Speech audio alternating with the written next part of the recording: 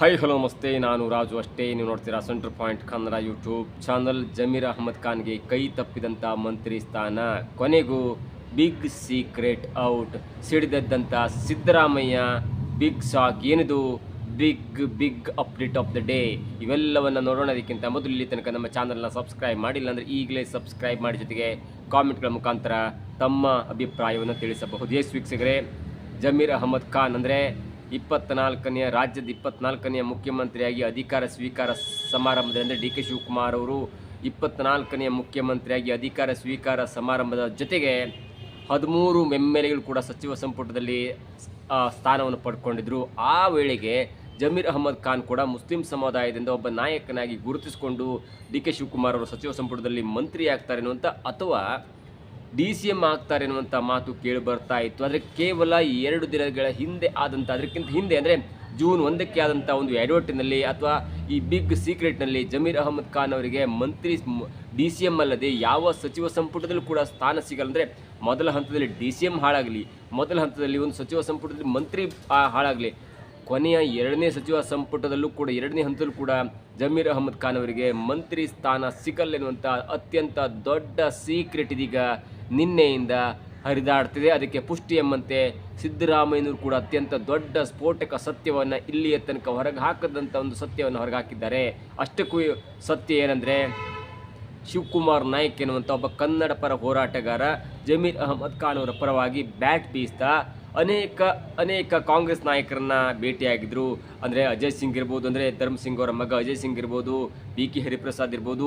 ಅದಾದ ನಂತರ ಸಿದ್ದರಾಮಯ್ಯನವ್ರನ್ನ ಮೀಟ್ ಆಗಿ ಕೆಲವೊಂದು ವಿಚಾರ ಹಂಚಿಕೊಳ್ತಾ, ಅಂದರೆ ಜಮೀರ್ ಅಹಮದ್ ಖಾನ್ ಅವರ ಪರವಾಗಿ ಬ್ಯಾಟ್ ಬೀಸ್ತಾ, ಸರ್ ನೋಡಿ ಸರ್, ಜಮೀರ್ ಅಹಮದ್ ಖಾನ್ ಅವರು ಮುಸ್ಲಿಂ ಪರ ದೊಡ್ಡ ನಾಯಕರು, ಅವರು ಮುಸ್ಲಿಂ ಸಮುದಾಯದ ದೊಡ್ಡ ನಾಯಕರು ಮತ್ತು ಕಾಂಗ್ರೆಸ್ಗೆ ಬೇಕಾದಂಥ ಒಬ್ಬ ಈ ವೋಟ್ ಪುಲ್ಲಿಂಗ್ ಕ್ಯಾಂಡಿಡೇಟ್. ಹಾಗಾಗಿ ಏನೋ ಒಂದು ತಪ್ಪು ಕೆಲಸ ಆಗಿಬಿಟ್ಟಿದೆ, ಏನೋ ಒಂದು ಹೆಚ್ಚು ಕಡಿಮೆ ಆಗಿದೆ. ಹಾಗಾಗಿ ನೀವು ಏನಾದರೂ ಮಾಡಿ ಆ ತಪ್ಪು ಕೆಲಸವನ್ನು ಮನ್ನಿಸಿ ಅವರಿಗೆ DCM ಹುದ್ದೆಯನ್ನು ಕೊಡಬೇಕು. 1ನೇ ಹಂತದಲ್ಲಿ ಆಗಲಿಲ್ಲ ಆದರೆ 2ನೇ ಹಂತದಲ್ಲಾದರೂ ಕೂಡ ನೀವು ಅವರಿಗೆ DCM ಹುದ್ದೆಯನ್ನು ಕೊಡಬೇಕೆನ್ನುವಂಥ ಅಹವಾಲನ್ನು ಸಿದ್ದರಾಮಯ್ಯನವರ ಮುಂದೆ, ಯಾರ ಮುಂದೆ ಹೇಳಿದು? ಸಿದ್ದರಾಮಯ್ಯನವರ ಮುಂದೆ. ಸಿದ್ದರಾಮಯ್ಯ ಅಂದರೆ ಯಾರು? ಕರ್ನಾಟಕದಲ್ಲಿ 17 ಬಜೆಟನ್ನು ಮಂಡನೆ ಮಾಡಿದಂಥ ಒಬ್ಬ ಮುತ್ಸದಿ. ಅಹಿಂದ ಚಳುವಳಿಗಳ ಮುಖಾಂತರ ಎಲ್ಲ ಜಾತಿ ವರ್ಗದವ್ರನ್ನ ನೋಡಿ ಒಂದೇ ತಕ್ಕಡಿಯಲ್ಲಿ ತೂಗಿದಂಥ ಒಬ್ಬ ವ್ಯಕ್ತಿ.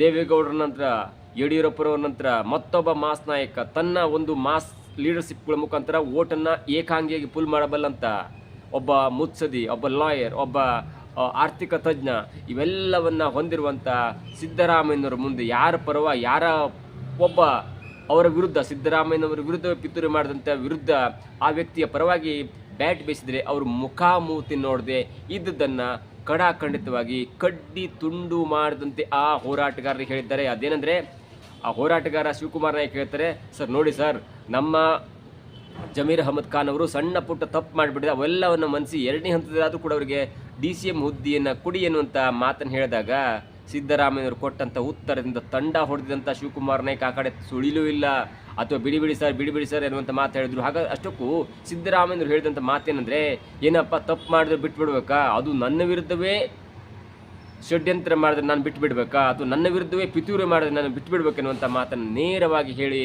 ಇದೀಗ ಸಿದ್ದರಾಮಯ್ಯನವರು ಜಮೀರ್ ಅಹಮದ್ ಖಾನ್ ಅವರ ವಿರುದ್ಧ ಸಿಡಿದಿದ್ದಾರೆ. ಮತ್ತು ಮುಂದಿನ ಹಂತದಲ್ಲೂ ಕೂಡ ಜಮೀರ್ ಅಹಮದ್ ಖಾನ್ ಅವರಿಗೆ ಸಚಿವ ಸಂಪುಟದಲ್ಲಿ DCM ಹಾಳಾಗಲಿ, ಒಂದು ಸಣ್ಣ ಮಂತ್ರಿ ಕೂಡ ಸಿಗಲಿರುವಂಥ ಸ್ಫೋಟಕ ಸತ್ಯವನ್ನು ಇದೀಗ ಸಿದ್ದರಾಮಯ್ಯನವರು ಹೇಳಿದ್ದಾರೆ.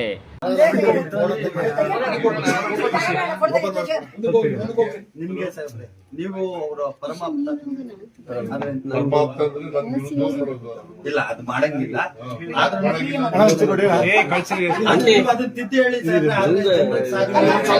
ನೋಡಿ, ನಾವು ಒಂದ್ಸಲ ಇದನ್ನ ಹಿಸ್ಟ್ರಿಯನ್ನು ಗಮನಿಸ್ತಾ ಹೋದ್ರೆ, ದಾವಣಗೆರೆ ವಿಷಯ ಬಿಡಿ, ಅದು ಹಾಳಾಗಲಿ, ಅದು ದೊಡ್ಡ ವಿಷಯ, ಅದನ್ನು ಹೇಳಬಾರ್ದಂಥ ವಿಷಯ ಇದೆ.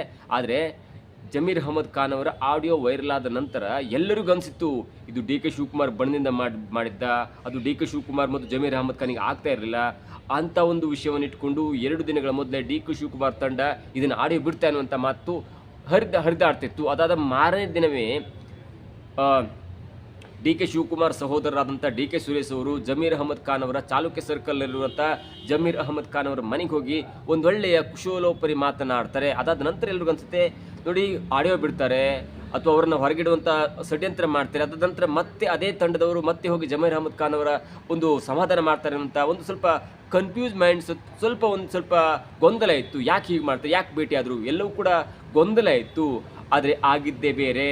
ನೋಡಿ, ಆಗಿದ್ದು ಬೇರೆ ಅಂದರೆ ಆಡಿಯೋ ರಿವೀಲ್ ಆಗಲಿಕ್ಕೆ ರಿಜ್ವಾನ್ ಅರ್ಷದ್ ಅವರು ಕಾರಣ ಎನ್ನುವಂಥ ನೇರವಾದ ಆರೋಪವನ್ನು ಜಮೀರ್ ಅಹಮದ್ ಖಾನ್ ಅವರು ಹೈಕಮಾಂಡ್ಗೆ ತಲುಪಿಸಿದ್ರು. ಜೊತೆಗೆ ಜಮೀರ್ ಅಹಮದ್ ಖಾನ್ ಅವರಿಗೂ ಗೊತ್ತಿತ್ತು ಇದು DK ಶಿವಕುಮಾರ್ ಮತ್ತು DK ಶಿವಕುಮಾರ್ ಬಣದವ್ರು ಮಾಡಿದಂಥವ್ರದ ಕೆಲಸ ಅಲ್ಲ, ಅದಕ್ಕೆ ಬೇರೆಯದೇ ಆದಂಥ ತಂತ್ರ ಇದೆ, ಅದಕ್ಕೆ ಬೇರೆಯದೇ ಆದಂಥ ಷಡ್ಯಂತ್ರ ರೂಪಿಸಿ ತನ್ನನ್ನು ತುಳಿಲಿಕ್ಕೆ ಮಾಡ್ತಿದ್ದಾರೆ ಅನ್ನೋಂಥ ನೇರವಾದಂಥ ಒಂದು ಸಾಕ್ಷಿ ಅವ್ರಿಗೆ ಸಿಕ್ಕಿತ್ತು. ನೋಡಿ, ಹೀಗಾಗಿದೆ. ನಾನು ಜಮೀರ್ ಅಹಮದ್ ಖಾನ್ ದಾವಣಗೆರೆ ಏನೇ ಮಾಡಿದ್ರು ಕೂಡ ಅದಾದ ನಂತರ ನನ್ನನ್ನು ಸಂಪುಟದಿಂದ ಹೊರಗಿಡಲಿಕ್ಕೆ ಯಾರು ಏನು ಮಾಡ್ತಿರಲ್ವಂತ ಎನ್ನುವಂಥ ಸ್ಪಷ್ಟವಾದಂಥ ಒಂದು ಮಾಹಿತಿ ಸಿಕ್ಕಿತ್ತು. ಹಾಗಾಗಿ DK ಶಿವಕುಮಾರ್ ಸಹೋದರ DK ಸುರೇಶ್ ಅವರು ಮನೆ ಬಂದಾಗ ಅವರನ್ನು ಖುಷಿಯಿಂದ ಮಾತಾಡಿಸಿ ಅವರನ್ನು ವಾಪಸ್ ಕಳಿಸ್ತಾರೆ. ಅದರರ್ಥ DK ಶಿವಕುಮಾರ್ ಮತ್ತು ಈ ಆಡಿಯೋ ಷಡ್ಯಂತ್ರದ ಹಿಂದೆ DK ಶಿವಕುಮಾರ್ ತಂಡ ಇಲ್ಲ, ಇದರ ಹಿಂದೆ ಬೇರೆಯದೇ ಆದ ತಂಡ ಇದೆ ಅನ್ನುವಂಥ ಮಾತು ಗೊತ್ತಿತ್ತು. ಆದರೆ ಎಲ್ಲೂ ಕೂಡ ಹೇಳಿರಲಿಲ್ಲ. ಆಡಿಯೋ ಹೊರಗಡೆ ಬರ್ತಾ ಇದ್ದಂತೆ ಡೆಲ್ಲಿಗೆ ಹೊರಟು ನಿಂತಿದ್ದ ಸಿದ್ದರಾಮಯ್ಯನವ್ರನ್ನ ತರಾತುರಿಯಲ್ಲಿ ಜಮೀರ್ ಅಹಮದ್ ಖಾನ್ ಅವರು ಮೀಟ್ ಆಗ್ತಾರೆ. ಆದರೆ ಎಲ್ಲೋ ಒಂದು ಕಡೆ ಅನಿಸ್ತಾ ಇತ್ತು, ಕೆಲವೊಂದು ಯೂಟ್ಯೂಬ್ಗಳಲ್ಲಿ, ಕೆಲವೊಂದು ಫೇಸ್ಬುಕ್ ಮಾಧ್ಯಮದಲ್ಲಿ ಹರಿದಾಡ್ತಂಥ ವಿಷಯ ಅಂದರೆ ಅದು ಸತೀಶ್ ಜಾರಕಿಹೊಳಿ ಅವರು 37 MLAಗಳ ಸಹಿಯನ್ನು ಪಡ್ಕೊಂಡು ಸಿದ್ದರಾಮಯ್ಯನ ವಿರುದ್ಧ ಪಿತೂರಿ ಮಾಡಿಕೊಂಡು ಹೈಕಮಾಂಡ್ಗೆ ಪತ್ರವನ್ನು ಕೊಟ್ಟಿದ್ದಾರೆ. ಅದು ಮೊದಲ ಹಂತವಾಗಿ ಸಿದ್ದರಾಮಯ್ಯನವರಿಗೆ ಅತ್ಯಂತ ದೊಡ್ಡ ಹಿನ್ನಡೆಯಾಗುತ್ತೆ. ಅದಕ್ಕೆ ಸಾಥ್ ಕೊಟ್ಟವರು ಯಾರಂದರೆ ಅದೇ ಜಮೀರ್ ಅಹಮದ್ ಖಾನ್ ಅವರು. ಸತೀಶ್ ಜಾರಕಿಹೊಳಿ ಅವರಿಗೆ ಸಾಥ್ ಕೊಟ್ಟು DK ಶಿವಕುಮಾರ್ ಮುಖಾಂತರ ಹೈಕಮಾಂಡ್ ತಲುಪಿಸಿ ಎಲ್ಲೋ ಒಂದು ಕಡೆ ಸಿದ್ದರಾಮಯ್ಯನವ್ರನ್ನ ಕೆಳಗಿಳಿಸಲಿಕ್ಕೆ ಅದು ದೊಡ್ಡದಾದಂಥ ಕಾರಣ ಆಯಿತು ಅನ್ನುವಂಥ ನೇರವಾದಂಥ ಒಂದು ಸಾಕ್ಷಿ ಮಾಹಿತಿ ಸಿದ್ದರಾಮಯ್ಯನವರು ತಲುಪಿತ್ತು. ಅದಾದ ನಂತರ ಯಾರೇ ಆಡಿಯೋ ಬಿಡಲಿ, ರಿಜ್ವಾನ್ ಬಿಡಲಿ, ಬೇರೆ ಯಾರೇ ಬಿಟ್ಟರೂ ಕೂಡ ಸಿದ್ದರಾಮಯ್ಯನವರು ಜಮೀರ್ ಅಹಮದ್ ಖಾನ್ ಅವರನ್ನ ಬಚಾವ್ ಮಾಡಲಿಕ್ಕೆ ಹೋಗಲಿಲ್ಲ. ಯಾಕಂದರೆ ಜಮೀರ್ ಅಹಮದ್ ಖಾನ್ ಅವರು ತನ್ನ ವಿರುದ್ಧವೇ ಷಡ್ಯಂತ್ರ ಮಾಡಿದಾಗ, ತನ್ನ ವಿರುದ್ಧವೇ ಒಂದು ಸಾಕ್ಷಿಗಳನ್ನ ಸಂಗ್ರಹ ಮಾಡಿ ಸತೀಶ್ ಜಾರಕಿಹೊಳಿ ಜೊತೆ ಸೇರಿಕೊಂಡು DK ಶಿವಕುಮಾರ್ ಜೊತೆ ಸೇರಿಕೊಂಡು ಹೈಕಮಾಂಡ್ಗೆ ತಲುಪಿಸಿರುವಾಗ, ನನ್ನ ವಿರುದ್ಧವೇ ನನ್ನ ಆಪ್ತರೆನಿಸಿಕೊಂಡು ನಾನೇ ಎಲ್ಲವನ್ನು ಮಾಡಿರುವಾಗ JDSನಿಂದ ಕರೆತಂದಾಗ ಅವರಿಗೆ ಒಂದು ಒಳ್ಳೆಯ ಸ್ಥಾನ ಕೊಟ್ಟು, ಪ್ರತಿ ಸಚಿವ ಸಂಪುಟದಲ್ಲೂ ಕೂಡ ಸ್ಥಾನ ಕೊಟ್ಟು, ಜೊತೆಗೆ ನನಗೆ ಜಮೀರ್ ಅಹಮದ್ ಖಾನ್ ಬೇಕಾದಂಥ ಎಲ್ಲ ಸವಲತ್ತನ್ನು ಕೊಟ್ಟು, ಎಲ್ಲ ಖಾತೆಯನ್ನು ಕೊಟ್ಟು, ಎಲ್ಲವನ್ನು ಬೆಳೆಸಿ ಒಬ್ಬ ಮುಸ್ಲಿಂ ನಾಯಕನಾಗಿ ಮಾಡಿದ ನಂತರ ನನಗೆ ದ್ರೋಹ ಬಗ್ಗಿದ್ರೆ ನಾನು ಅದನ್ನು ಮನ್ನಿಸಿ ಅವರ ಪರವಾಗಿ ಬ್ಯಾಟ್ ಬೀಸಬೇಕೆನ್ನುವಂಥ ಮಾತಿನ ಅರ್ಥ ಇತ್ತಲ್ಲ, ಅದು ಒಂದು ಸಲ ಇದೀಗ ಬೆಳಗ್ಗೆಯಿಂದ ಸದ್ದು ಮಾಡ್ತಿದೆ. ಈ ಜಮೀರ್ ಅಹಮದ್ ಖಾನ್ ಮತ್ತು ಸಿದ್ದರಾಮಯ್ಯನವರ ಜಗಳದ ನಡುವೆ ಇದೀಗ ಶಿವಕುಮಾರ್ ನಾಯ್ಕ್ ಎನ್ನುವಂಥ ಕನ್ನಡ ಪರ ಹೋರಾಟಗಾರ ಮಿರಿ ಮಿಂಚ್ತಾ ಇದ್ದಾರೆ. ಯಾಕಂದರೆ ಮಿರಿ ಮಿಂಚ್ಲಿಕ್ಕೆ ಕಾರಣ ಅಂದರೆ ಜಮೀರ್ ಅಹಮದ್ ಖಾನ್ ಅವರ ಪರವಾಗಿ ಬ್ಯಾಟ್ ಬೀಸಿ ಒಂದು ಸತ್ಯವನ್ನು ಹೊರಗೆ ಹಾಕಲಿಕ್ಕೆ ಇದೀಗ ಶಿವಕುಮಾರ್ ನಾಯ್ಕ್ ಅವರು ಅತ್ಯಂತ ದೊಡ್ಡ ಯಶಸ್ಸನ್ನು ಕಂಡಿದ್ದಾರೆ. ಅದು ಯಶಸ್ಸು ಕಂಡಿದ್ದು ಕಾಕತಾಳೀಯ. ಅವರು ಬಂದಿದ್ದು ಜಮೀರ್ ಅಹಮದ್ ಖಾನ್ ಪರ ಬ್ಯಾಟ್ ಬೀಸಲಿಕ್ಕೆ. ಆದರೆ ಸಿಡಿದಂಥ ಸಿದ್ದರಾಮಯ್ಯ ಅಸಲಿ ಸತ್ಯವನ್ನು ಹೊರಗೆ ಹಾಕಿದ್ರು. ಮುಂದಿನ ದಿನಗಳಲ್ಲಿ ಏನಾಗುತ್ತೆ, ಜಮೀರ್ ಅಹಮದ್ ಖಾನ್ ಅವರು ಅದಕ್ಕೆ ಏನು ಉತ್ತರ ಕೊಡ್ತಾರೆ?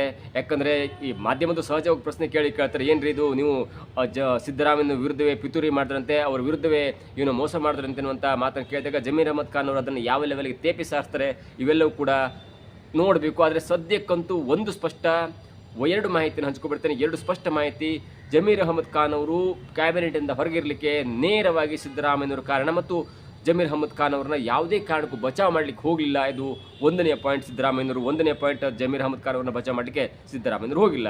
ಎರಡನೇ ಪಾಯಿಂಟ್, ಸದ್ಯ ಜಮೀರ್ ಅಹಮದ್ ಖಾನ್ ಅವರು ಆಡಿಯೋ ಹೊರ ಬಂದ ನಂತರ ಎಲ್ಲೋ ಒಂದು ಕಡೆ DK ಶಿವಕುಮಾರ್ ಮತ್ತು ಅವರ ಬಣದ ಮೇಲೆ ಗೂಬೆ ಕೂರಿಸುವಂಥ ಕೆಲಸ ಆಗಿತ್ತು. ಆದರೆ ಸಿದ್ದರಾಮಯ್ಯನವರು ಹೇಳಿದಂಥ ಸ್ಫೋಟಕ ಸತ್ಯದಿಂದ ಮತ್ತೊಂದು ಸ್ಪಷ್ಟ ಆಯಿತು. ಈ ಆಡಿಯೋ ರಿವೀಲ್ ಹಿಂದೆ ಅಥವಾ ಜಮೀರ್ ಅಹಮದ್ ಖಾನ್ ಅವರನ್ನ ಕ್ಯಾಬಿನೆಟ್ನಿಂದ ದೂರ ಇಡುವಂಥ ಕಾರ್ಯದಲ್ಲಿ DK ಶಿವಕುಮಾರ್ ಬಣದ ಕೈ ವಾಡ ಇಲ್ಲ ಎನ್ನುವಂಥ ಸ್ಪಷ್ಟ ಮಾಹಿತಿ ಈಗ ಹೊರಬರೋ ಜೊತೆಗೆ DK ಶಿವಕುಮಾರ್ ಬಣ ಇದೀಗ ಒಂದು ಸ್ವಚ್ಛತೆಯನ್ನು ಕಾಪಾಡಿಕೊಂಡಿದೆ. ಇದಾಗಿತ್ತು ಇವತ್ತಿನ ವಿಶೇಷ. ನೋಡ್ತಾರೆ centre point Kannada YouTube channel.